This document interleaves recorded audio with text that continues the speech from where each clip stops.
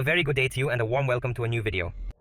It will be a short video because many people ask me how you actually reset the tire pressure monitoring system properly. It's always different from model to model, so we're gonna work through them bit by bit and get some videos out just in time for tire season. We're sitting here in a Golf 7 2016 model, and I'll show you how to reset the tire pressure monitoring here. It's really simple, and I'd say we'll continue after the intro, and here we go. Quick heads up before the video starts. Don't be surprised about the quality differences between the videos we upload. Sometimes one will be good quality, other times it'll be poorer. One that's poor quality because we're uploading new and old car tutorial videos at the same time, but we've improved and recut the older ones, since a lot of the footage needed fixing and we wanted to bring them up to our current standards. What was unnecessary was cut out. And they're now being uploaded one after another. So, go ahead and hit subscribe so you don't miss a video, and I'd say let's get back to the video. How do we tell if the car has tire pressure monitoring?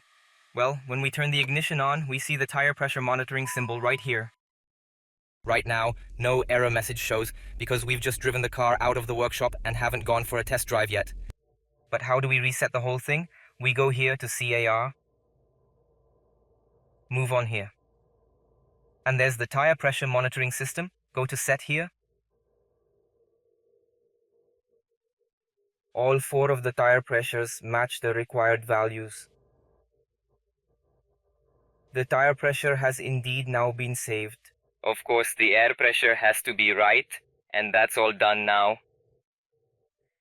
Then use the buttons to search the menu here for the tire pressure monitor. But it's not here, it's, let's say, in the radio. Yeah guys, and it's just that simple with the Golf 7. I am not quite sure how it is on the Golf 6. I think that you do it through the dashboard over there. Doesn't matter, this is about the Golf 7. Yeah, short little video. If you liked it, leave a thumbs up.